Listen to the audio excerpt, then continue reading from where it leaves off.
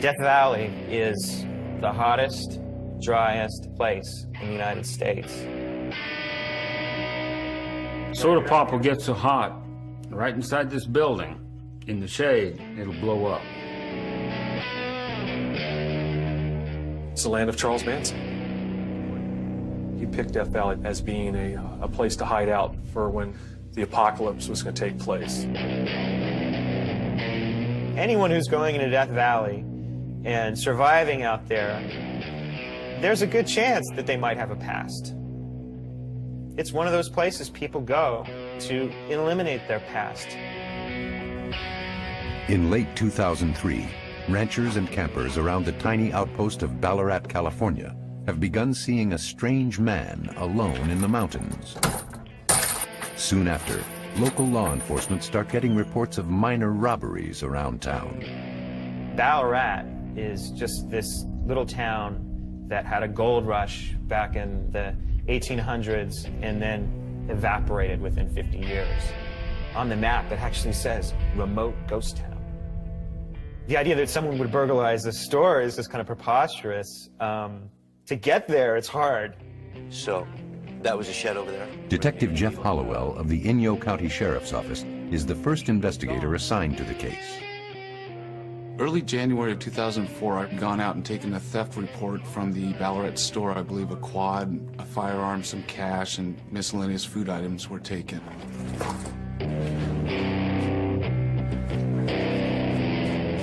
They did leave tire impressions from when they drove out on the quads. They did leave foot impressions. And it's not the type of area that a professional would go after. There's not a lot there monetarily to be stolen. It just helps himself to a little bit of, there wasn't much food in there. I guess he got a little old motorcycle or something. He broke into a couple places around here and went back into the hills. And he wanted to hit our place. He wanted it bad because he knew that, you know, with me there would be food there, and that's what he was looking for. People were getting scared. If you're in that general area, your closest law enforcement can be 3 hours away. A lot of the people actually talked about taking up firearms and arming themselves in case they encountered this subject. We contacted the BLM ranger that's assigned to that area, Terry Allen, and asked him if he had heard any reports of suspicious people in the area. With tension mounting, Ranger Terry Allen begins searching the rugged terrain around Ballarat. Terry Allen started seeing a little campsite on the side of the road. Footprints here, maybe. ATV tracks there. And he started tracking him for, I think, 2 or 3 months. I was out there almost every day. And when I started finding his camps right next to the road, that kind of made me nervous. And I know he saw me. I know he saw me on numerous occasions. What he would do is he would see people drive by, go to the places that they were camping and watch them. And when they would leave their camps, he would sneak down and take food and clothes, whatever he needed at the time. He'd build up quite a bit of supplies.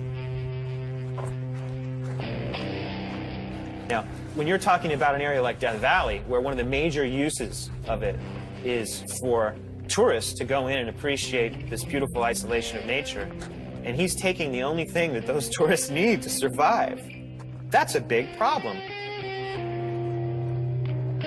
Months go by, and the bandit continues to elude capture. He is practically a ghost. He was almost becoming a folk legend, if you will. People talking about him like he was something great because he had eluded law enforcement for a couple months. Somebody tagged a name on him, Ballarat Bandit, and they put it on the internet and it stuck. And that's what they started calling us, what the papers started calling him. That's how the myth got going. The Ballarat Bandit, no one will ever catch him is what it was. The police officers can't catch him and won't catch him. 4 months after the bandit first appeared in Death Valley, investigators have no new leads.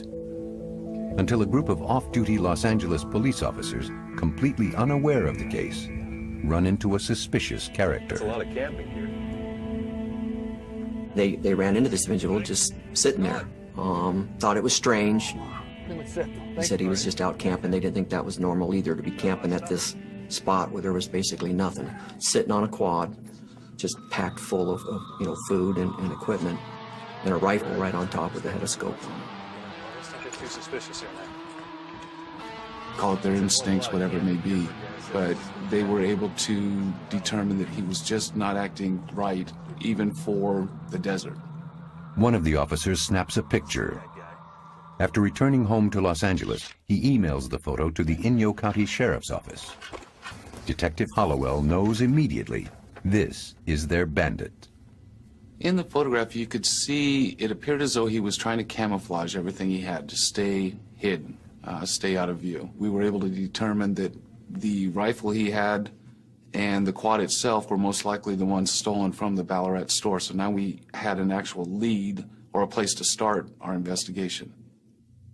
At that point, they knew he was still there. They knew he was armed. And they didn't know what his motives were. Ranger Allen gets an internet tip about a group coming to visit Barker Ranch, where the Manson family hid out. Knowing that the bandit often targets tourists, he heads to the ranch. Myself and another ranger, Dave Karlarski, went up there to see if we could run into this gathering. Though the group never shows, the Rangers make a surprising discovery nearby. We ran into his tire tracks from his quad. It was real unique tire tracks and easy to pick up. I told Dave that these are the tire tracks of the quad that was stolen by the bandit. And at that time we continued on up the canyon following these tire tracks as far as we could. But I've been tracking for years. It's fairly easy out there to pick up a footprint. Eventually I found some footprints that led off into a little draw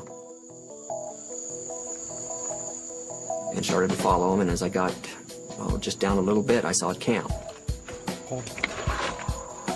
As we moved towards the camp, an individual jumped up and saw us. Stop, police! And just immediately took off running. They got within about 50 feet, and the bandit just got up and sprinted down the mountain.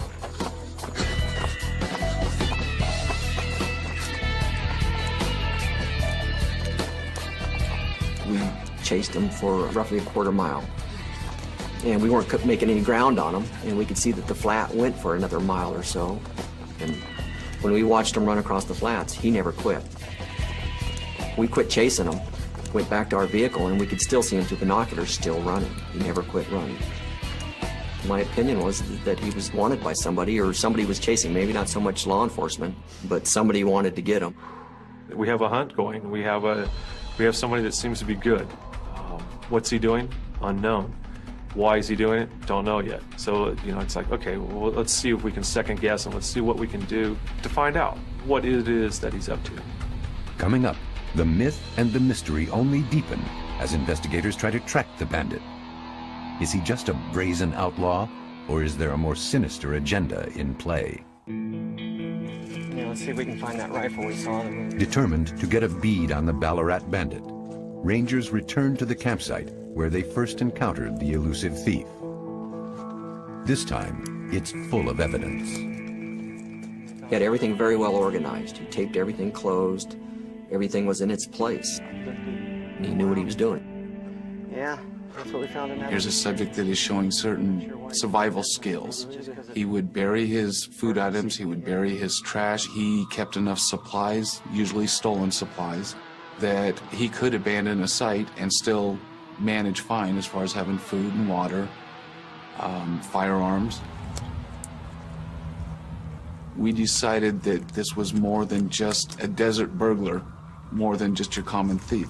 We knew it was time to go after him. A few weeks later, a local spots another campsite in a remote area. This time, investigators will take no chances. In an area like Death Valley, law enforcement is very limited. But when you're talking about the manpower it takes to hunt somebody down here, the only way they could even hope to do that is to all unite. and gather up together, share resources, which is what they did. Hi guys, come on in.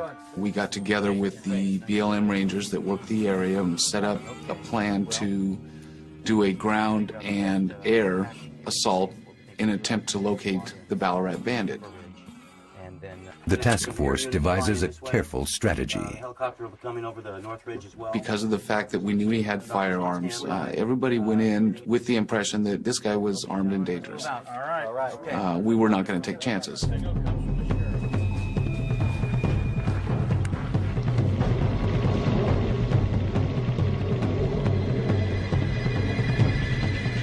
Our plan was to hopefully have a ground unit find him,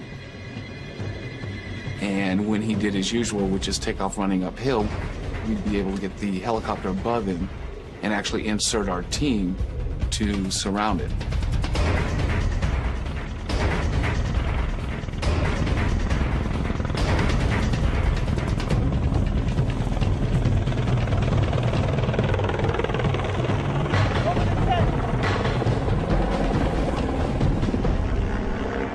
I believe we spooked him enough that we pushed him out of his normal, comfortable environment.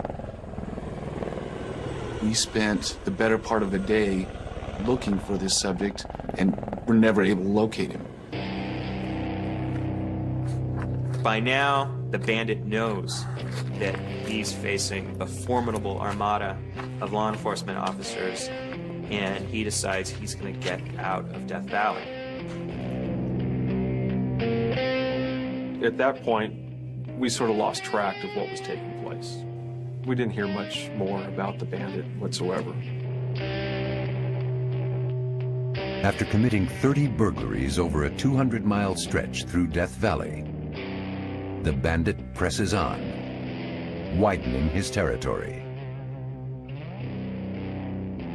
The next place the bandit appeared was in Nye County, Nevada, across the state line from Death Valley, over 100 miles away, which is even bigger than the Death Valley area, even more remote in many ways.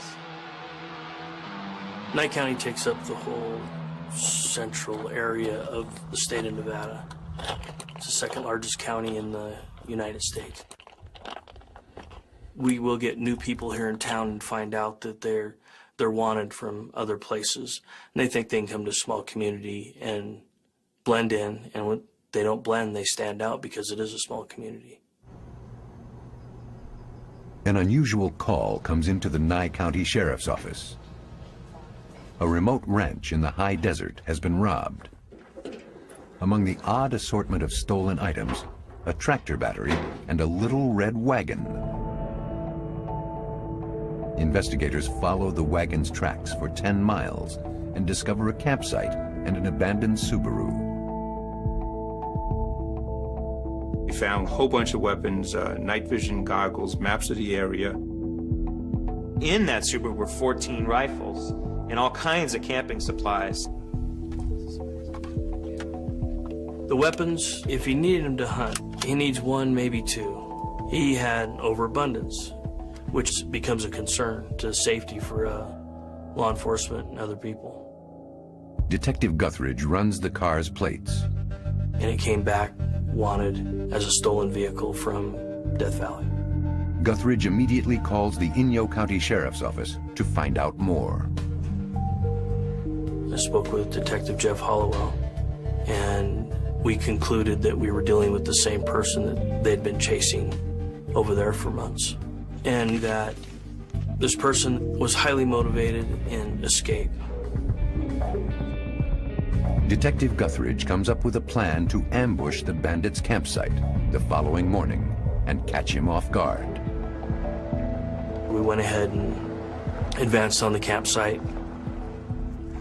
There was no one there. As soon as they get to the campsite, they realized that he had just been there. They saw fresh footprints leading away from the site, so they ran after the footprints. They were headed right for the top of this huge mountain. Nowhere did 2 feet come together to signify that they stopped. They realized he had run right over the mountain. He had performed this almost superhuman feat. Usually when I get that close, I get to put handcuffs on somebody. And in this case, he got away. The campsite and the footprints led past markers, which all led me to believe that we were dealing with someone that had some military experience. Suddenly, investigators realize the mysterious bandit may be far more dangerous than anyone expected. Investigators on the trail of the Ballarat Bandit are beginning to suspect that their quarry is actually a highly trained criminal. I was in the light infantry in the United States Army, and some of the things that we learned were these things that he was demonstrating.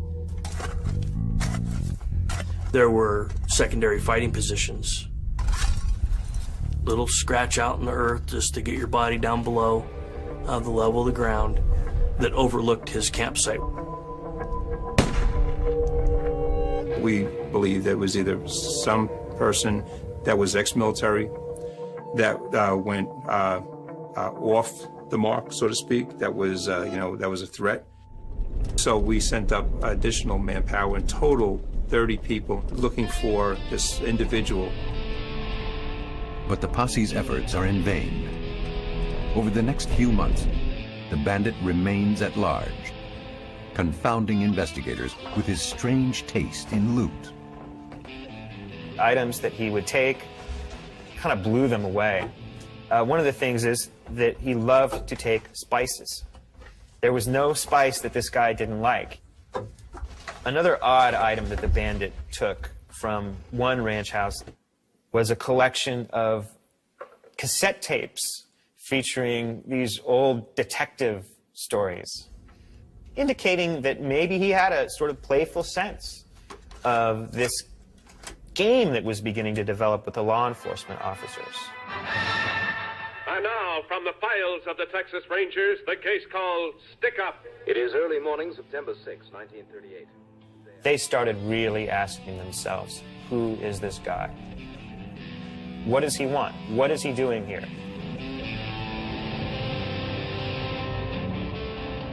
To answer those questions, investigators from California and Nevada realize they're going to have to join forces.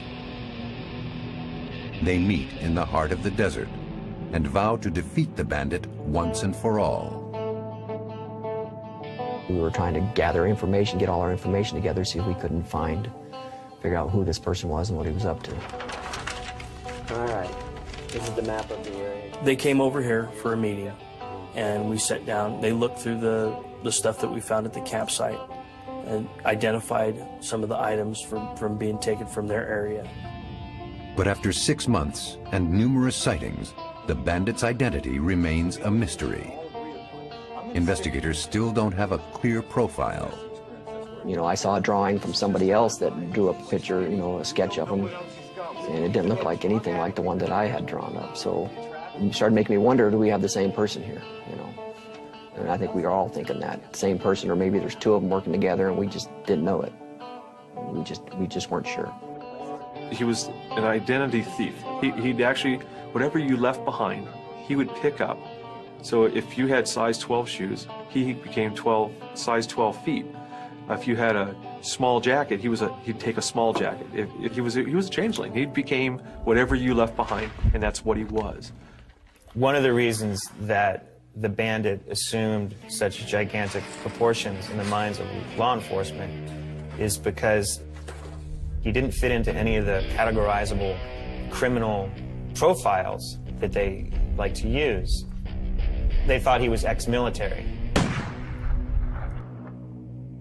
Another theory was that he was a lifer in prison who had escaped, or was someone who was facing life in prison and possibly violent. But at the same time, he hadn't committed any acts of violence, and he didn't fit the profiles of any known fugitives.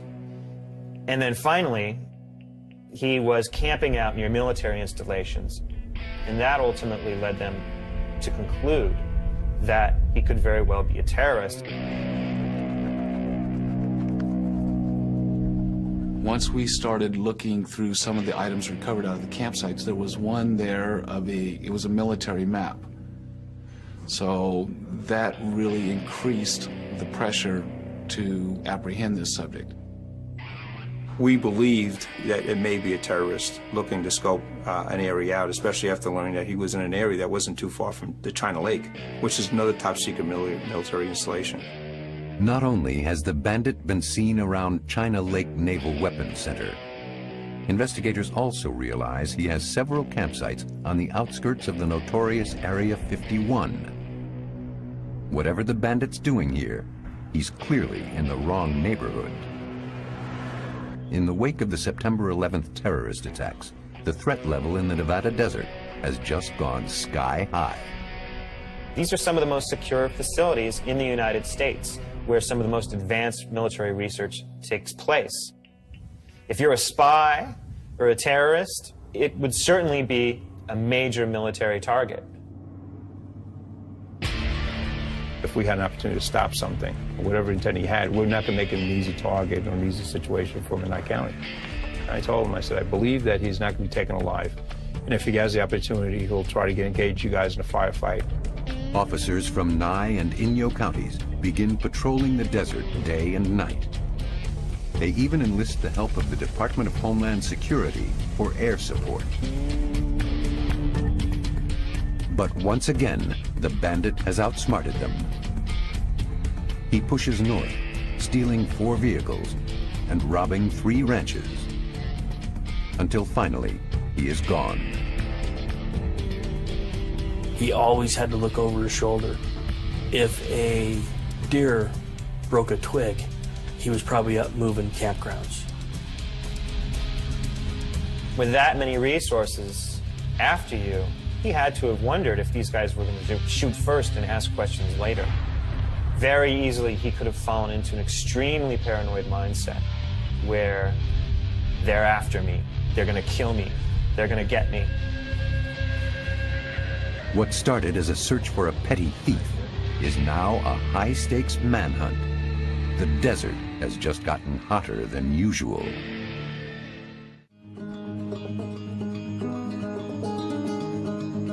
After setting off alarm bells by camping near military bases across the desert, the Ballarat Bandit has mysteriously vanished. But Ranger Allen's instincts tell him this manhunt is far from over. I felt eventually he was going to come back to where it all started. If I saw him again, I wasn't going to let him get away. I knew that he'd been chased out of up there, so I started checking his old haunts in our area, and I went up to South Park Canyon again, to one of the cabins where he was originally seen.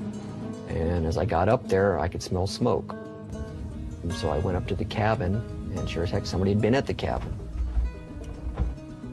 But it had taken off very quickly because on the table there was a half-smoked joint, which was unusual. Obviously, somebody got out of there real fast. The thing with the marijuana really surprised me because out of all the camps, we never found anything to do with marijuana or drugs. It makes no sense. On patrol a few miles away, Ranger Dave Brenner finds another potential clue. Just before I came off of the West Side Road, I noticed that there was a vehicle parked up one of the canyons. And I thought that was kind of odd. It's not something you would typically see in July. So I drove up that canyon to check to see what it was. And when I was looking underneath the vehicle, I found a 5-gallon bucket with pot plants in it. And it was unique, little seedlings. You know, you're talking 3 to 5 inches tall of seedlings of marijuana. Brenner seizes a rifle from an abandoned truck. He also finds a driver's license belonging to the owner of the Subaru stolen months earlier. With no phone service for miles, Brenner has to leave the scene to call for backup. And that's when I got on the phone and contacted the Sheriff's Department and said, we probably have the bandit back in our area. But by the time Brenner gets back to the truck, there are clear signs that the bandit had returned. He had kicked the door shut, which was not on the door before. So now we have a person that's upset, and he left a mark, literally left a mark on the door. By then, the bandit has returned, seen Brenner had been there. and takes off on an ATV. At that point, we've got another chase going on. Ranger Brenner follows the bandits' ATV tracks across the desert floor in 124-degree heat. I'm following the track on the road. The person would get on the road, he'd get off the road, so it was almost like he was trying to lead you away from the highway, but he's coming back to the highway.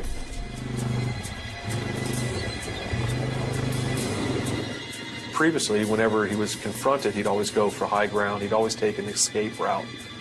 This time, he's heading south.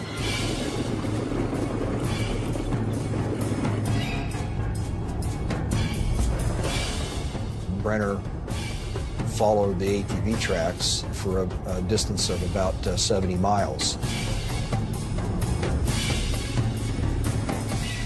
From that point on, he was running against time. All the rangers and law enforcement authorities in the Death Valley area know that they are hot on his trail, and they're all looking for him. There was no way that he was going to escape them. Brenner chases the bandits' tracks through the night without success. The following morning, Ranger Patrick Shields is on his way to work when something catches his eye. I was coming on duty, and as I came down the highway, I saw an individual laying on the side of the road with a red plastic gas can beside him, right next to a call box. And that's when I had a feeling this person may be the guy we're looking for. Pat Shields calls in describing this man he sees, and Brenner on the radio says, "That's him, that's the bandit." So he swings around and goes back. When I got back to the call box, the person was gone. They know he has to be in that area. He's got the gas can in his hand. He's run out of gas. He's on foot, and there's nothing around there. He has overextended himself. It was believed at that time he was possibly out of food and out of water, dehydrated, malnourished. It was probably 110, 115 out, and probably was suffering from heat stroke or heat exhaustion. I said, this is going to end today. One way or the other, this will end today. And it's one of those feelings you have. You know it's going to happen. You don't know how it's going to end, but you know it's going to end.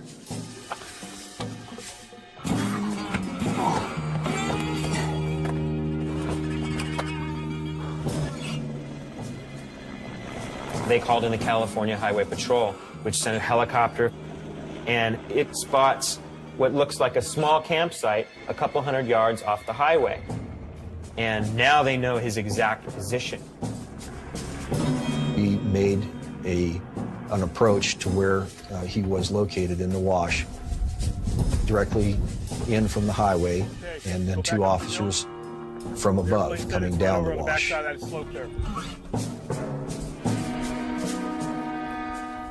They surround the area, and then they start creeping up on the bandits' location. Dave Brenner gets within about 50 yards, and he can actually see the bandit. For the first time in months, a law enforcement authority has eyes on the bandit now. Someone's in it. Someone's in it. But fearing that he may lash out when cornered, investigators proceed with extreme caution. All we're doing is keeping eyeballs on this guy, and if he does anything that would be considered threatening, we would engage. I see that he's got a gun. I let everybody know he's got a gun. Within a split second of hearing the word gun, I announced, "Police, put your hands up." And he's surrounded. There's nowhere he's going to go. This is what in the Old West is called the end of the line. The law enforcement has you pinned. Police, come out with your hands up! And they prepare to move in. Within a split second, we heard a rifle shot. Terry, you got me covered? I run down to where he's at and I immediately check to see what had happened. And he had shot himself in the head with a rifle. And time sort of freezes. I got the rifle. It's secured. The 1,500-mile chase is over. But rangers still don't know who this man was or why he was prowling near military installations. Coming up, it looks like the bandit will elude investigators in death, just as he'd done in life, until a California coroner picks up the case. I'm pretty arrogant. I'm never going to fail.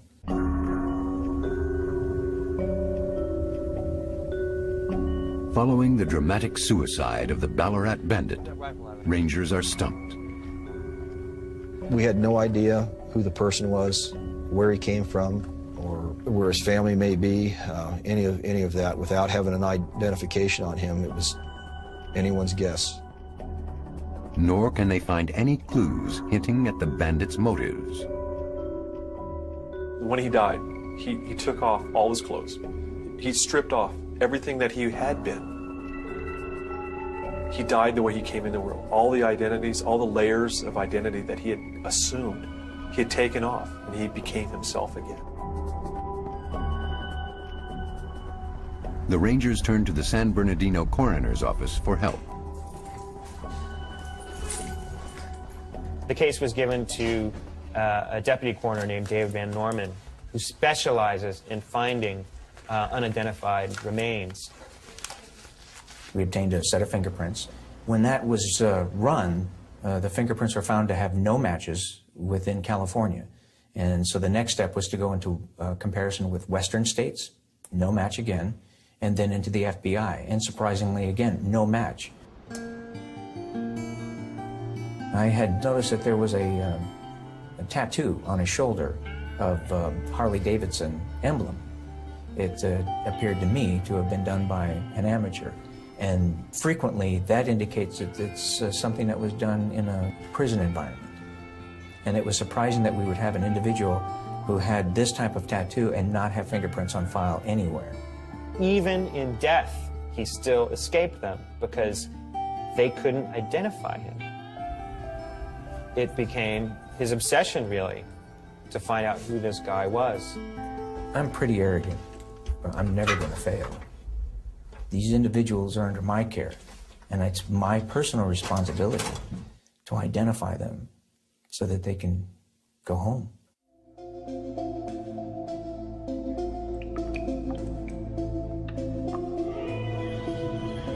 But nearly a year goes by, and the bandit still doesn't have a name. He was designated John Doe number 39-04, and that means he was the 39th unidentified male for the year 2004. Finally, in an act of desperation, Van Norman decides to send out a mass email saying, does anyone know who this guy is? It had a picture of his face in death, and he got a response. An email was received by our office, and it went, I'm sure that you guys already thought of this, but just in case, here are my 2 cents worth. Who talks like an American, looks like an American, acts like an American, but isn't American? A Canadian. Maybe the bandit is a Canadian. They are all over the desert, especially in the winter. Van Norman submits the bandit's prints and dental records to the Royal Canadian Mounted Police and waits. 4 months go by with no answer. Then, finally, they hit the jackpot. The Royal Canadian Mounted Police actually entered his fingerprints into a national database, and he was considered a parolee at large out of Canada. Coroner Van Norman is contacted with the results. They had a possible match for John Doe number 39. The person that they were referring to was George Johnston. The Ballarat Bandit was a Canadian from Charlottetown, which is the capital of Prince Edward Island, which couldn't be more different from Death Valley or Nevada than any other place. When an identification is made, there's this quarter second of absolute elation. And that's followed immediately by a crashing sensation. It's almost hard for us to breathe until we can contact the family and make the notification. Investigators have finally given the bandit a name. Now, they're determined to find out what drove him to Death Valley. The story they uncover is stranger than anyone could have predicted.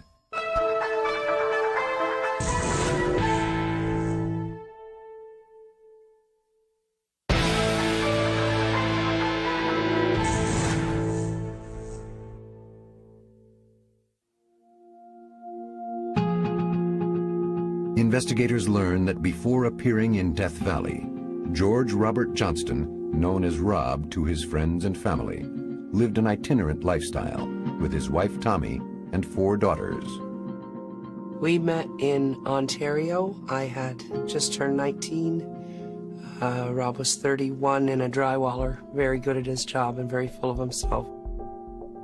I think we stayed together probably the first weekend we were together, and we were apart a week after that, and then never again. That was one of the most surprising things the law enforcement authorities later found out. They had suspected him of being a complete loner, but clearly at one time in his life, he had had this strong family group. It seemed for a lot of years that we were waiting to have a life. When we got to the perfect spot with the perfect job, then we'd settled down, and I don't think he knew exactly what he was looking for in the way of perfection. The closest we got was the desert. He liked that romantic mystique where a man was a man and a woman was a woman and a handshake meant something. You know, he wanted to be independent always and just at everybody's sight. After years of traveling under the radar, Tommy was diagnosed with leukemia, and the family finally settled down on Prince Edward Island. To make ends meet, Rob began growing marijuana, but the plan backfired.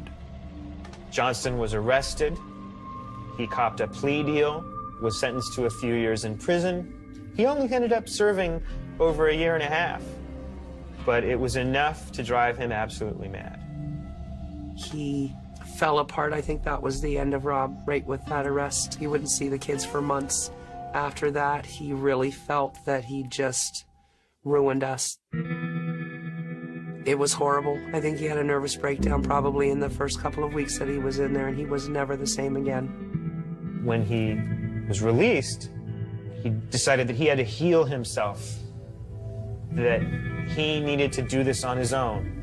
So one day he told his family that he was leaving, that he was going to go south into the States and try to get his head straight, and that he would come back once he did. And that was the last they ever saw of him.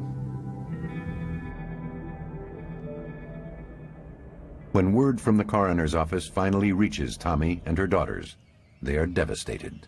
It was 18 months before they identified him after his end in the desert.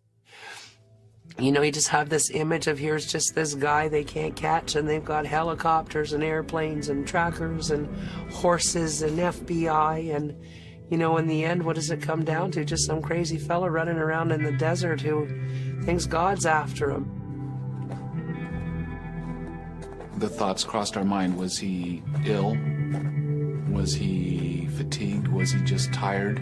Having spent as much time in the freedom and in the wild, if you will, in the desert and in the mountains, running, maybe the thought of being confined in a small cell was more than he was willing to consider. I would think that his crimes were fairly on the minor side, and that to just give up would have been the way to do it instead of ending it the way he did, unless he just had some real adverse thing about going back to jail. You know, his freedom, he was free. He was out, and if you see this country, it's vast. You're free. Didn't want to go back to jail. I don't know if he went crazy. I know that he always had to look over his shoulder, starting from Death Valley, through Nye County, to Washoe County, and back to the Death Valley area again, where he died.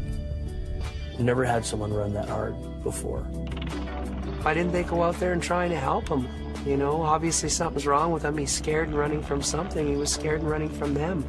He maybe could run far and fast and do all kinds of great things, but he was just scared. Back to jail again? I don't think so. Don't make a man run. I sit back and I look at the people that are out here. You care a little bit more about them, and you realize that this person was screaming for help, and no one was hearing it. And I look at that anytime I run into something now that's sort of out of the ordinary. It's almost a call for help, and we're there. How do we intervene in that situation, or how can we help that person? Johnston lies buried in an unmarked grave inside the San Bernardino County Potters Cemetery, under the care of Dave Van Norman. Sometimes I wonder if he's not right where he wants to be, in the desert, in the potter's grave, very romantic. But it's not good enough for us. We'd like to have him home. Rob's family is still trying to raise the money to have his body exhumed and flown back to Canada for a proper burial. It's a story of a man who wound up in the wrong place at the wrong time. Had 9/11 never occurred and the country wasn't so worried about terrorists, he would have been just an outlaw. But now he became a terrorist. And that elevated him and elevated the pursuit to such a level that it was ultimately damaging.